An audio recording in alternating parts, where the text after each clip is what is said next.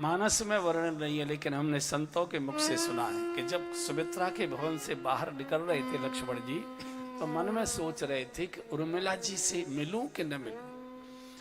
अगर बिना मिले चला गया तो रो रो के प्राण छोड़ देगी।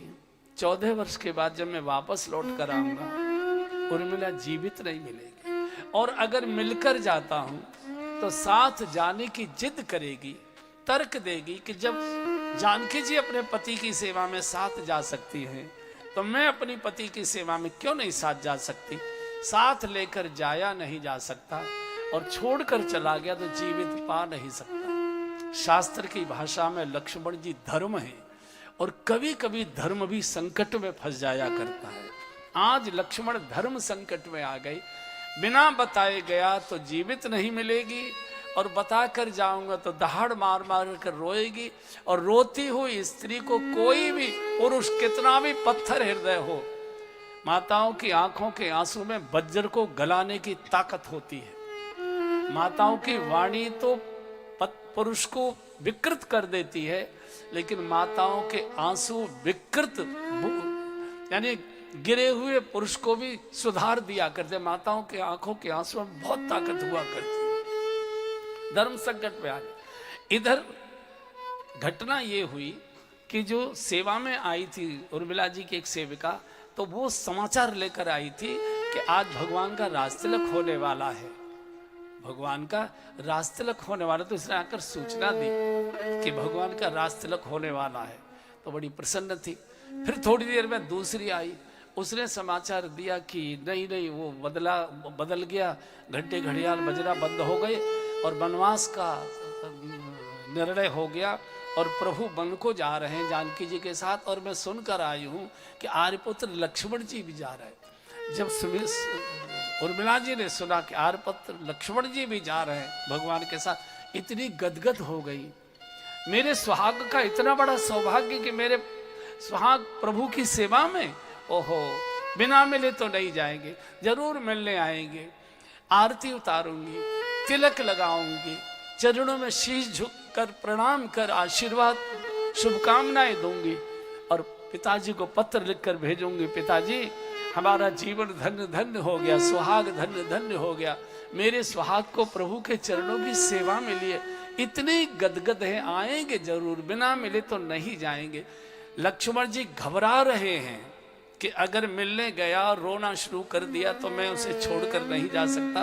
उर्मिला जी नाच रही हैं कि मैं बड़ी प्रसन्नता से उनको विदाई दूंगी, तिलक लगाऊंगी, आरती उतार कर शुभकामनाएं दूंगी, पिताजी को गौरवान्वित भरा हुआ पत्र भेजूंगी।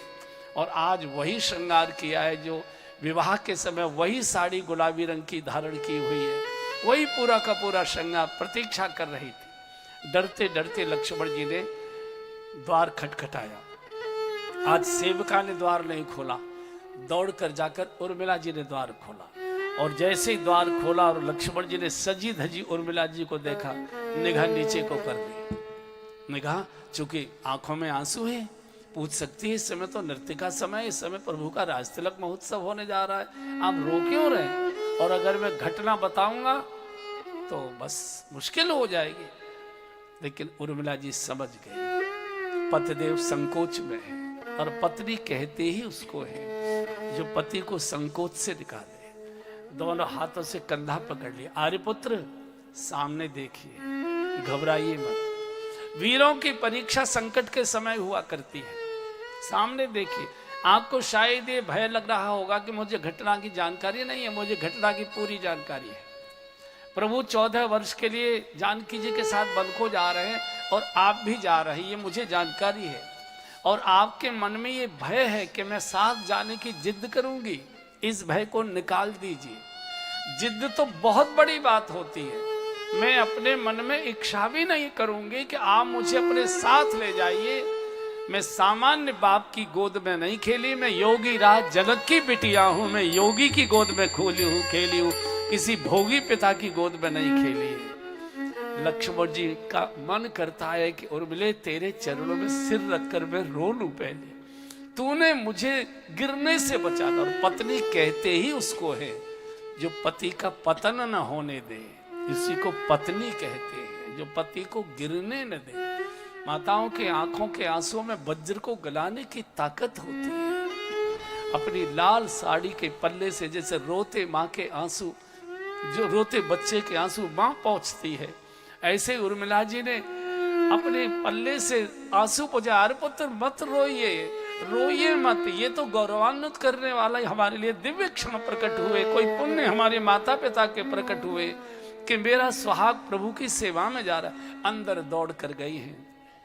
आरती का तिलक का थाल सजाकर तैयार रखा था कि आएंगे, तिलक लगाऊंगी, आरती करके विदा करूंगी। आरती उतारी है, तिलक लगाया है और थाल रखकर जब उर्मिला जी ने शीश झुकाकर चरणों में शीश रखकर लक्ष्मण जी को प्रणाम किया है, एक ही प्रार्थना की, आर्यपुत्र आज जिस दीपक से मैं आपकी विदाई की आरती कर रही हूं, 14 वर्ष के बाद जब आप पुनः श्री अवध आएंगे, आपका शुभागमन होगा, तो आपके स्वागत की आरती भी मैं इसी दीपक से उतारना चाहूंगी। मैं 14 वर्ष तक दीपक बुझने नहीं दूंगी, मेरे दीपक को धोखा नहीं देना, मैं दीपक की प्रतीक्षा करूंगी, आपकी प्रतीक्षा करूंगी। लक्ष्मण जी की भी आंख में आंसू आ गए। लक्ष्मण 14 वर्ष तक उर्मिला जी सोई नहीं, 14 वर्ष तक उर्मिला जी ने श्रृंगार नहीं उतारा, 14 वर्ष तक उर्मिला जी ने दीपक नहीं बुझने दिया और 14 वर्ष तक उर्मिला जी ने अपने राजभवन के द्वार नहीं बंद होने दिए। इतना कठोर तप इस नारी ने किया है। शास्त्र कहता है कि मेघनाथ लक्ष्मण जी के द्वारा मारा गया। मैं शास्त्र को झुठला नहीं रहा हूं, लेकिन सत्य ये नहीं है। सत्य ये है कि मेघनाथ मारा गया है उर्मिला जी की तपस्या के तेज से, इसकी प्रार्थना से मारा गया। दिखाई दे रहा था कि लक्ष्मण जी का बाण चल कर गया है मारने के लिए। सत्य ये है कि लक्ष्मण जी के बाण में उर्मिला जी के पातिव्रत का तेज समाया हुआ था। पतिव्रता उसके भी पीछे खड़ी थी, सुलोचना भी उसी स्तर की पतिव्रता थी, लेकिन पति को नहीं बचा पाई। क्यों? क्योंकि उर्मिला जी का पातिव्रत धर्म के साथ खड़ा था और सुलोचना का पातिव्रत अधर्म के साथ खड़ा था, इसलिए वो हार गई। सुलोचना भी कम पतिव्रता नहीं थी। तो परिवार के कैसे कैसे लोग हैं। लक्ष्मण जी ने कहा, उर्मिले मन करता है कि तेरे कदमों में शीश रख के मैं रोकर हल्का हो जाऊं, तूने मुझे गिरने से बचा दिया। यहां से उर्मिला जी ने विदा करके तीनों को जो राजभवन में पहुंचे हैं, उधर कौशल्या जी भी मूर्छित जैसी अवस्था में। भगवान ने कहा कि लखन जल्दी निकलो, अगर 19-20 पिताजी को कुछ हो गया। और जैसे पूरी अयोध्या आज सब घर परिवार बाल बच्चे छोड़कर कोई किसी को साथ लेकर चलने को तैयार नहीं, जो जैसे तैसे ही उठ धावा। लाखों की भीड़ राजमार्ग पर इकट्ठी है, सब कई को गाली दे रहे हैं। हमारे आपने रामायण सीरियल देखा होगा, उसमें राम वनवास के समय जिन्होंने सीरियल बनाया, क्या शुभ नाम था आपका? रामानंद सागर नहीं, जिन्होंने गीत लिखा था रविंद्र जैन जी ने उस समय का वो गीत लिखा है। एक सब लोग कई को गाली दे रहे हैं, एक बार याद कर लीजिए। हठीली तेने काठाली मन में राम सिया भेजे तेरी वन में, राम सिया भेजे तेरी वन में। ओके कई तेने काठाली मन में राम सिया भेजे तेरी वन में, राम सिया भेजे तेरी वन में। ओके कई तेने कौशल्या की छिन गई बानी, कौशल्या की छिन गई बानी। रो न सकी और मिला दीवानी, रो न सकी और मिला दीवानी। के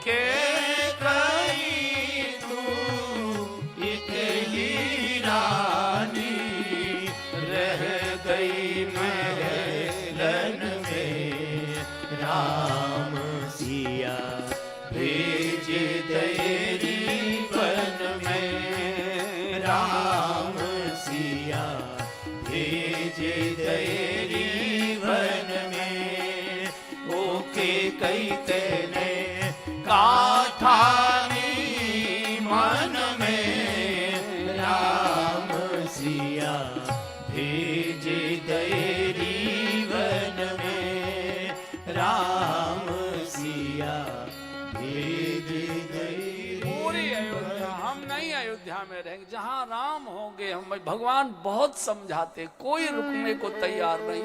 हजारों की भीड़ वशिष्ठ आश्रम के द्वार पर जाकर खड़े हो गए। इधर सुमंत मूर्छित दशरथ जी के पास ऐसे बैठे थे। थोड़ी सी मूर्छा थोड़ी सी कम हुई तो आंख खोलकर देखा सुमंत्र बैठे हैं, तो पूछा कि सुमंत्र तीनों गए क्या? बोले हाँ। तीनों चले गए? बोले हाँ। दौड़ कर जाओ, रथ लेकर जाओ। लखन और राम को तो पैदल चलने का अभ्यास है भैया, वो अयोध्या से पैदल चलकर विश्वामित्र जी के साथ जनकपुर तक गए हैं।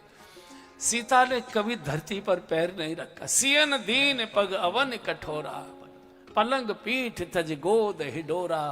सियन दीन पग अवन कठोरा, मेरी बिटिया कभी धरती पर चली ही नहीं, या तो माँ की गोद में, या तो हिडोले पे, या तो पिताजी की पीठ पर। पलंग पीठ तज गोद हिडोरा, सियन दीन जाके जाओ। और मैं जानता हूं अगर दोनों न वापस आए तो मेरी स्थिति का वर्णन करके तुम सीता जी को वापस लौटा लाना। मैं कम से कम सीता को देखते देखते जीवित तो रह लूंगा। ऐसी अवस्था में दशरथ जी कितनी विनम्रता की भाषा बोले, एक बार गा लीजिए। जो नहीं फिरही धीर दो भाई, जो नहीं फिरही धीर दो भाई। सत्य संग दृढ़ वत रघुराई, सत्य संग दृढ़ वत रघुराई। हाँ तो तुम विनय करहु कर जोरी, तो तुम विनय करहु कर जोरी। फेरिए प्रभु मिथिलेश किशोरी, फेरिए प्रभु मिथिलेश किशोरी। पितु गृह कबहू कबहू ससुरारी,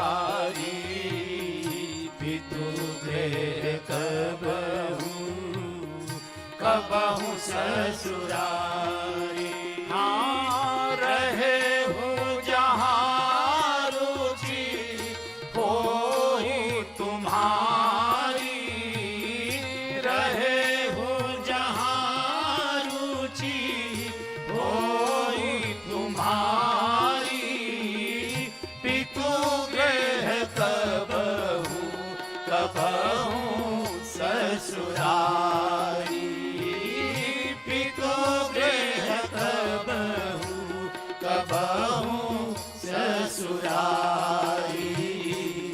जो नहीं फिरही धीर दो भाई, जो नहीं फिरही। अगर दोनों भाई वापस न लौटे, मेरी स्थिति का वर्णन करके मिथिलेश कुमारी को जरूर वापस ले। मेरी ओर से कहना बिटिया, जहां तुम्हारा मन लगे। पितुगृह कबहू कबहू ससुरारी, पिता के घर कभी रह लो, कभी ससुराल आ जाओ, फिर पिता के घर चले जाओ, फिर ससुराल आ जाओ। पितुगृह कबहू कबहू ससुरारी, रहे जहां रुचि हो तुम्हारी। मैं कम से कम जानकी का दर्शन करते करते अपने प्राणों की रक्षा कर लूंगा, नहीं मैं जीवित नहीं बचूंगा। देखिए कितने कौन से त्रेता की ये घटना हुई है। दशरथ जी ने कितना स्त्रियों के सुरक्षा का कितना दिव्य सूत्र दिया है। महिला केवल दो ही जगह पर सुरक्षित है, पिता के घर या पति के घर। पितुगृह किसी रिश्तेदारी में भी सुरक्षित रहिए, न मामा के घर, न चाचा के घर, न जीजा के घर, न ताऊ के घर, न मित्र के घर, किसी रिश्तेदारी में महिला सुरक्षित रही है। या तो पिता के घर सुरक्षा है या पति के यहाँ सुरक्षा है। पितुगृह कबहु कबहु ससुरारी, रहो जहां रुचि हो तुम्हारी। इधर तमसा के किनारे रात्रि का विश्राम हुआ, सब लोग थके मांदे सो गए, रात भर नाचे थे, दिन भर भूखे प्यासे रोए थे, पैदल चलने का अभ्यास नहीं था, बूढ़े बच्चे सब। भगवान ने सुमंत्र को कहा, सुमंत्र ये भावावेश में आ गए हैं, सुख साधनों में पले हुए हैं, इनमें बूढ़े भी हैं, बीमार होंगे, मरेंगे, महिलाएं हैं, छोटे बच्चे हैं, कहाँ लाखों के लोगों को लेकर हम लोग जंगलों में मारी मारी के इनको कहाँ घुमाएंगे। ऐसा करो, खोज मार रथ हाँको उताता, ऐसा रथ हाँको जिससे इनको पता न लगे रथ किधर से किधर को चलाए, इनको कोई चिन्ह न दिखाई दे। सवेरे जागेंगे, रो पीट के लौट जाएंगे, कम से कम 14 वर्ष अपने घर में चैन से तो रह लेंगे। रात्रि के समय रथ को हाँक दिया गया, सवेरे जागे, न रथ दिखाई दिया, न भगवान, हाहाकार मच गया। नौजवानों ने घोषणा कर दी, हम नहीं जाएंगे बिना राम के, हम तो इसी तमसा में प्राणांत करेंगे, इसी तमसा में डूबकर मर जाएंगे। बुजुर्गों ने कहा, भैया हम तो वैसे ही संकट के मारे हुए हैं, और तुम और अपने प्राण छोड़ते हो, हमारे ऊपर क्या बीतेगी, इतनी कल्पना तो करो और इतना तो विचार करो। अगर भगवान को हमें अपने साथ लेकर जाना होता तो चुपचाप क्यों चले जाते।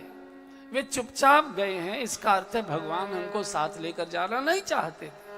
और जब भगवान की इच्छा नहीं है तो हम क्यों जबरदस्ती करें। भक्त का तो यही स्वभाव होता है कि जाई विद राखे राम ताई विद रहिए।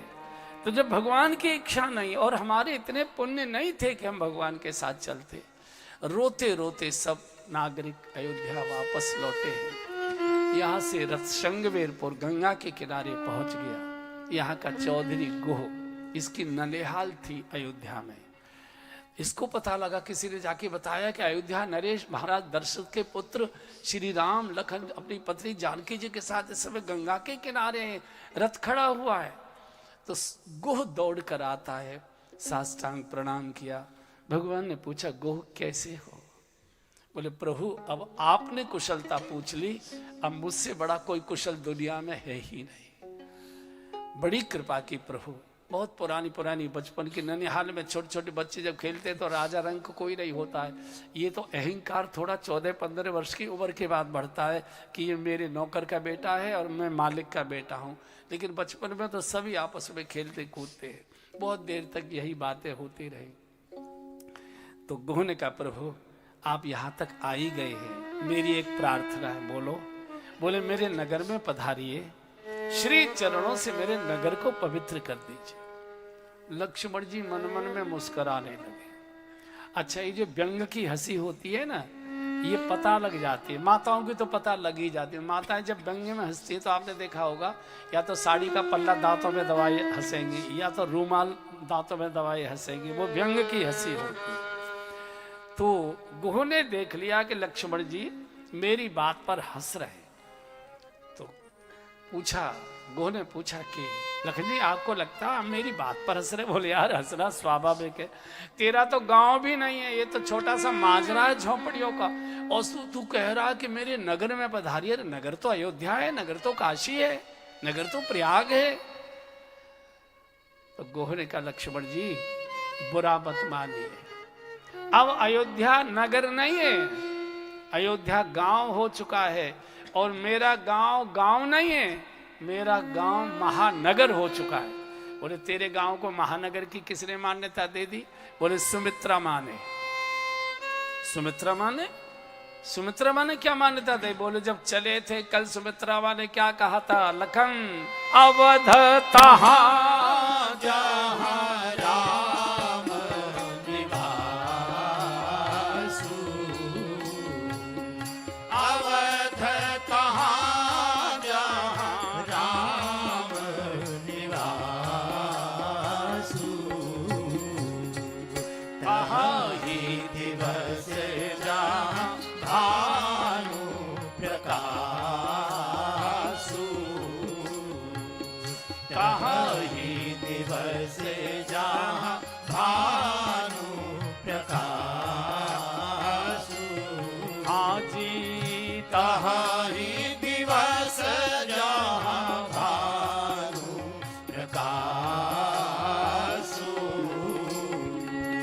कहाई दिवस जहाँ भानु प्रकाशु।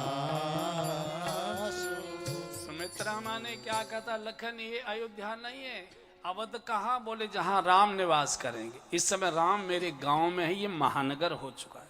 भगवान ने कहा कि चलते तो जरूर तुम्हारे परिवार के बाल बच्चों से सबसे मिलते, लेकिन माँ ने आज्ञा जो दी है, कहा है 14 वर्ष किसी गांव पुरवा नगर कहीं भी नहीं जाना है, इसलिए हमको यही निवास करना है। पूरी रात बैठे बैठे रोती पर बचपन की बातें करते पूरी हो गई। जबरदस्ती सुमंत्र वापस नहीं लौटना चाहते, लेकिन बहुत बरबस राम सुमंत्र पठाए। एक बार गा बरबस राम सुमंत्र पठाए, बरबस राम सुमंत्र पठाए, सुर सरि तीर आप तब आए, सुर सरि तीर आप तब आए, मागी नावन केवट आना, मागे नावन केवट आना, कहीं तुम्हार मरम में जाना, कहीं तुम्हार मरम में जाना। सुमंत्र बरबस जाना नहीं चाहते, जबरदस्ती आप जाइए, मेरे माता पिता की चिंता करिए। और भगवान गंगा के किनारे पहुंच के सबसे मनोहारी प्रसंग केवट प्रसंग गोस्वामी जी प्रारंभ करते हैं। गंगा जी के घाट पर एक नाव है, इसका मालिक बैठा है, नाम क्या है मालूम नहीं, केवट, नाव चलाने वाले को केवट कहते।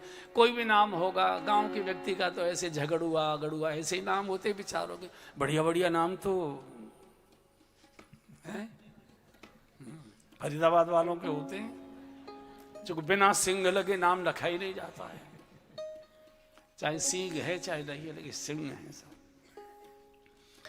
भगवान खड़े हैं, केवट नाव में बैठा, भैया अपनी नाव में बिठाकर हमको गंगा पार करा दो। भवसागर पार कराने वाला आज गंगा पार करने के लिए निहोरे कर, सोई कृपाल केवट ही निहोरा, जय जग किए त्यों पघऊ ते थोरा।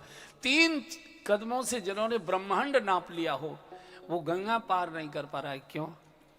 गंगा जी बिटिया हैं, प्रभु के श्री चरणों से प्रकटी है, और कोई भी पिता अपनी बेटी की मर्यादा नहीं लांघा करता है, बिटिया की हमेशा मर्यादा की रक्षा करता है बाप। इस समय जानकी जी पिता के रूप में, जानकी जी बिटिया के रूप में है। तो केवट ने कहा कि मैं ऐसे नहीं बैठाऊंगा, मेरी शर्त है। तो भगवान ने पूछा बाकी लोग आते हैं उनसे भी शर्त लगाते हो क्या? बोले नहीं, आपसे मेरी शर्त है। तो मैंने क्या बिगाड़ा है? केवट ने कहा याद करो, जब आपके द्वार पर कोई पार होने के लिए आता है तो शर्तों की कितनी लंबी सूची लटका देते हो। माता पिता की सेवा करता था कि नहीं, भजन पाठ करता था कि नहीं, दान पुण्य करता था कि नहीं, तीर्थ यात्रा करता था कि नहीं, अनुष्ठान करता था कि नहीं, यज्ञ हवन करता था कि नहीं। भगवान पता लगेगा कि शर्तें कैसे पूरी की जाया करती हैं। अब आए हो चक्कर में, क्या शर्त है तेरी? उल जो प्रभु पार अवश्य गा चाहो, मोई पद पद्म पखारन कर। चूंकि मैंने सुना है आपके चरणों की धूलि में ऐसी कोई विशेष बात है, गुणवत्ता है कि जो पत्थर को स्पर्श करती है वो ऋषि पत्नी बन जाती है। प्रभु मेरी तनाव लकड़ी की, काठ की, वो भी जल में भीगी गीली, पाहन तेन काठ कटनाई, अगर ये ऋषि पत्नी बन गई भगवान, तो एक तो वैसे ही पहले एक ने नाक में दम कर रखा है, अब ये दूसरी और आ जाएगी। चलो, और मैं बालो कर भी लूँ, एक को एक काम घर का, एक को बाहर का काम दे दूँ, तो वो कोई मल्लाह की लड़की तो बनेगी नहीं, वो तो ऋषि परिवार की बनेगी। अलग आटा दाल चावल मांगेगी, अलग आवास मांगेगी, और कभी गलती से मैंने छू छा दिया, महाराज शाप और दे देगी। प्रभु इस झंझट को दूर रखो, और बुरा न मानो तो एक बात और कह दूं। बोले बताओ। बोले बुरा तो नहीं मानोगे? बोले ऐसी बात क्यों बोलेगा जो बुरा लगे? बोले बात ऐसी है। बोले बता क्या है? इसने कहा भगवान पत्नी तो अकेली ही अच्छी होती है, देखो पापा जी ने कितनी कर रखी है, कैसा तमाशा छोड़ कर आए। लक्ष्मण जी दांते मिसमसा रहे, मूर्ख कही का, बैठा बैठा बातें बना रहा है चौधरी की तरह। अरे भगवान के सामने सारे देवता हाथ जोड़े, ऋषि मुनि हाथ जोड़े गिड़गिड़ाते खड़े रहते, और बैठ के बातें करे, खड़ा भी नहीं हो, कोई आदर सत्कार भी नहीं। लेकिन बोले कैसे जब भगवान ही रस ले रहे, बड़े मिसमिसा रहे, बड़े मिसमिसा। तो क्या है तेरी शर्त? बोले पहले चरण धुलवाइए, मैं बिना चरण धोए आपको नाव स्पर्श नहीं करने दूंगा। पद कमल धोई चढ़ाई नावन, नाथ उतराई जहो पुरी राम जाहु रे आन दशरथ सपथ सब साची कहो बरु तीर मारहु लखन पे जब लगी न पाय पखारी हो तब लगी न तुलसी दास नाथ कृपालु पार उतारी हो तब लगी न तुलसी दास नाथ जब तक चरण नहीं धोलूंगा आपको नाव स्पर्श करने नहीं दूं। भले ही लक्ष्मण जी मुझे मार डाले, बर तीर मारे लखन पे जब लगन पाए पखारी हो तब लगन तुलसीदास नाथ कृपाल पार उतारी हो। जब केवट ने ऐसी खरी खरी, भगवान खिलखिलाकर हंस पड़े। सुन केवट के भेद प्रेम लपेटे अटपटे, बिहसे करुणा चितय जानकी लखन तन। बिल्कुल भोली भाली सहज भाषा सुनकर भगवान खिलखिलाकर पहली बार भगवान हंसे।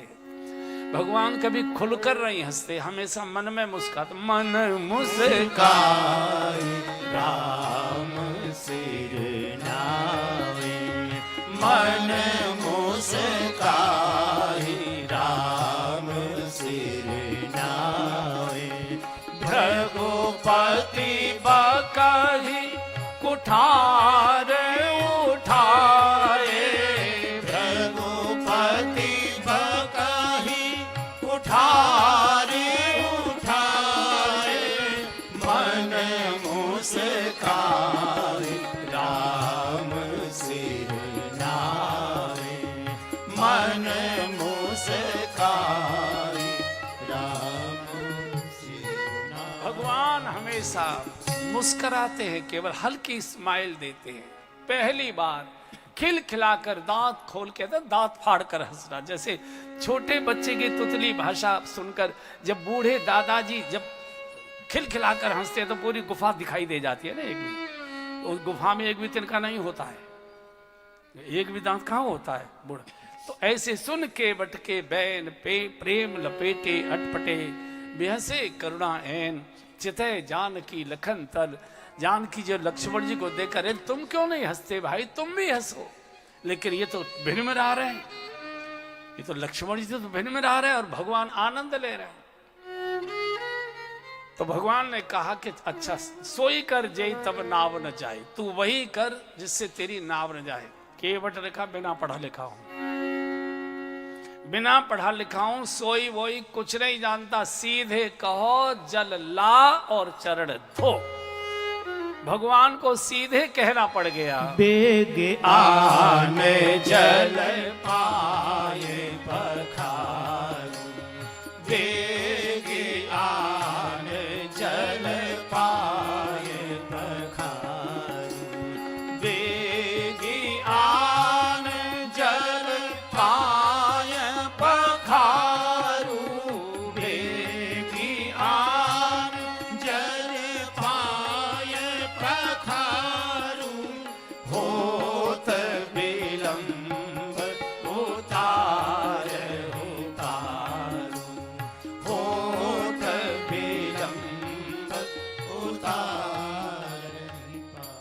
भैया जल्दी से जल ला और जल्दी चल, बहुत देर हो रही है, बेग विलंब, देर मत करो।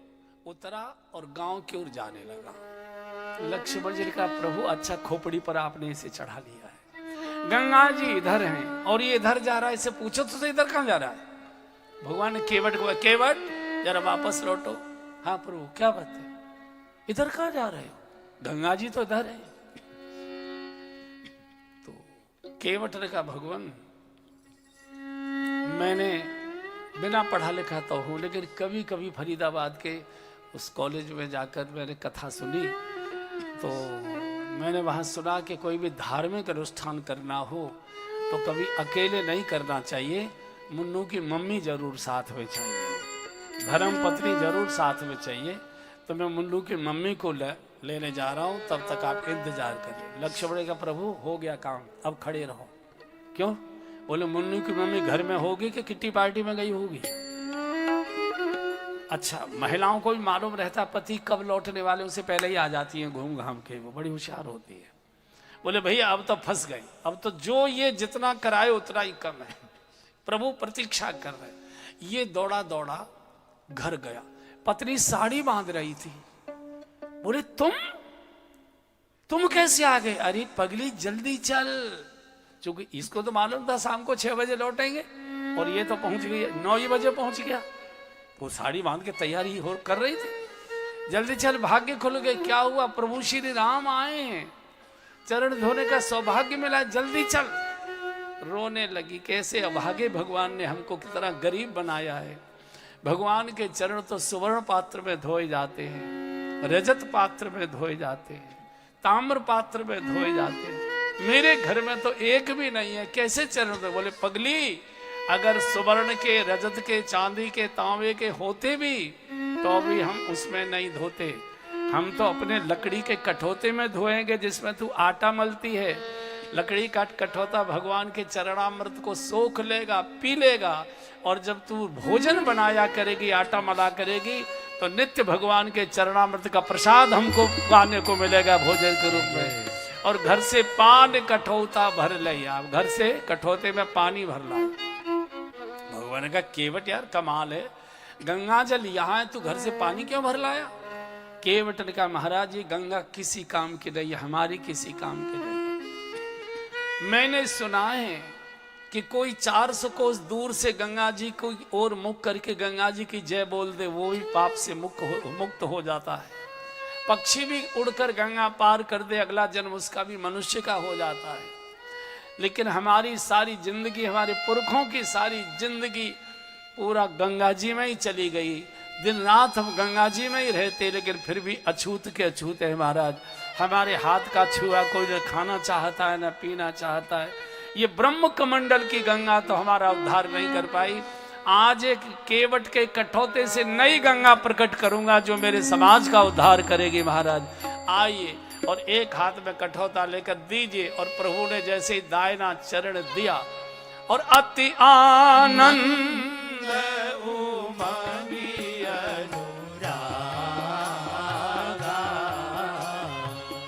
अति आनंद उमंगी अनुरागा। चरण क्या कहते हो?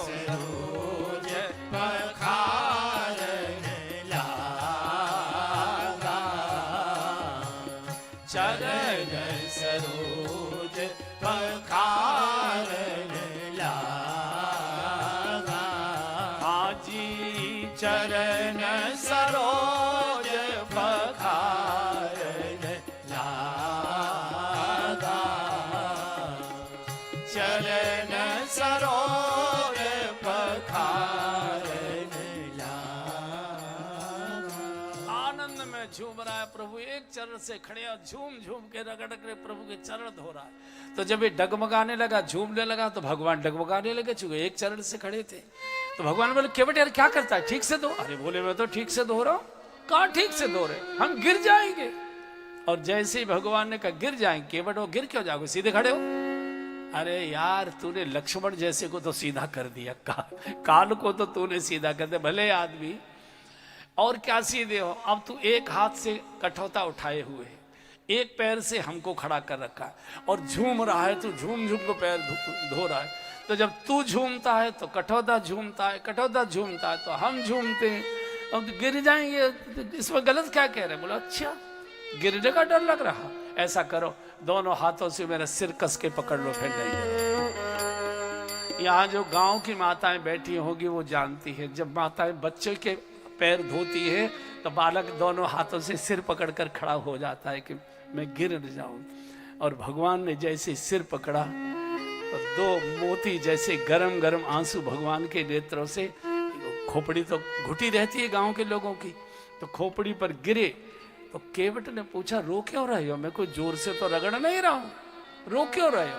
बोले नहीं इसलिए नहीं रो रहे, गलतफहमी दूर हो गई इसलिए। गलतफहमी? आपको क्या गलतफहमी थी?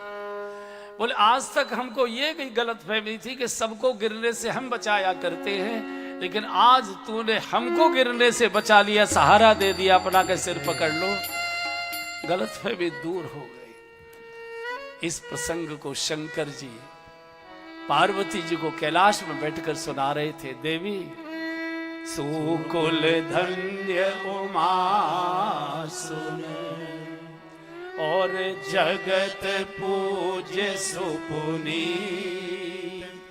श्री रघुवीर परायण, जो नर उपज कुलम पवित्रम जननी कृतार्था, वसुंधरा पुण्यवती च तेन, स्वर्गे स्थिताये पितरोपि धन्या, येषाम ग्रहे वैष्णव नाम धेयम। हे पार्वती जी वो कुल धन्य, सो कुल धन्य उमा सुन, जगत पूज्य सुनी सुपुनीत। जिस घर में कोई देशभक्त, कोई परमार्थी, कोई राम भक्त, कोई भक्त पैदा होता है, वो कुल, वो भूमि, वो घर, वो गांव, वो प्रदेश धन्य धन्य हो जाता है। सो कुल धन्य उमा सुन, जगत पूज्य सुपुनीत, श्री रघुवीर परायण, जो नर उपज विनीत। कुलम पवित्रम जननी कृतार्था, वसुंधरा पुण्यवती च तेन, स्वर्गे स्थिताये पितरोपि धन्या। स्वर्ग में बैठे हुए पितर धन्य हो, धन्य हो, धन्य हो, ऐसी उद्घोषणा करते। स्वर्गे स्थिताये पितरोपि धन्या, येषाम ग्रहे वैष्णव नाम धेयम। जिसके घर में एक भक्त पैदा हो जाए, आगे पीछे की 7 पीढ़ियां तार देता है। ये केवट स्वयं तरा, परिवार को तारा, समाज को तारा, भगवान को भी पार कर दिया इसने।